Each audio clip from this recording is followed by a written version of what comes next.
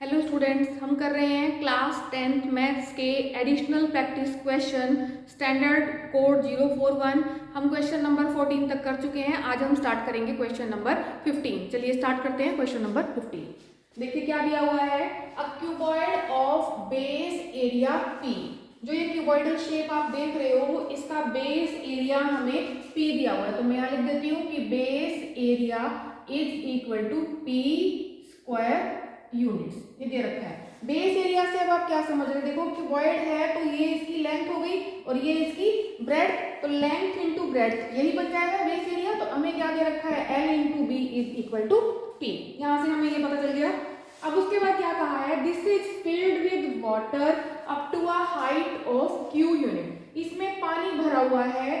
कहाँ तक पानी भरा हुआ है, अब हम दिखा रहे हैं कि ये इसके अंदर वाटर भरा हुआ है और ये क्यू यूनिट दिया है हाइट इसका। तो यहां से यहां तक ये क्यू यूनिट हाइट हो गई।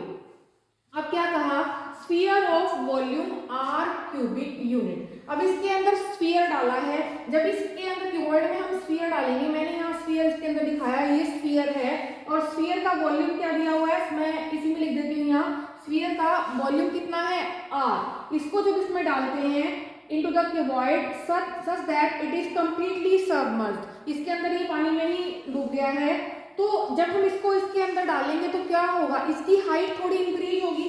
जो इसकी हाइट इंक्रीज होगी वो हम यहाँ दिखा देते हैं कि ये इसकी हाइट इंक्रीज हुई। अब थोड़ा सा यहाँ पे इसको मैं कंप्लीट दिखा देती हूँ लाइन, ताकि आपको समझ में आ जाए कि ये इससे ऊपर जो लाइन से ऊपर दिखाया है ये हमने x दिखाया है कि यहाँ से यहाँ तक ये इसका इंक्रीज इन हाइट है। जो ये दिखा रखा है यहाँ मैं लिख देती हूँ इंक्रीज इन हाइट। अब इंक्रीज इन हाइट कैसे आया, ये जब इसके अंदर स्फीयर डला तो इसकी हाइट इंक्रीज हुई। हाइट इंक्रीज हुई तो वो हाइट हमने x से डिनोट कर दी।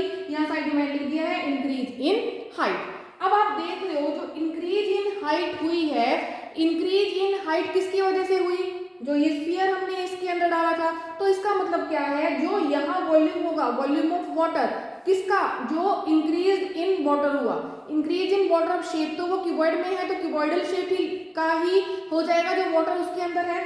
तो यहाँ से हम क्या कहेंगे, जो ऊपर अब यहाँ देख रहे हो आप, ये एक शेप बन गई, ये वाला पोर्शन जो आप देख रहे हो, ये वाला, ये भी पूरा एक क्यूबॉइड शेप ले लेगा, पूरा बना हुआ है। सिर्फ पीछे की तरफ भी पानी, पूरे में होगा बर्तन में पानी, तो क्यूबॉइडल शेप ले लेगा ये।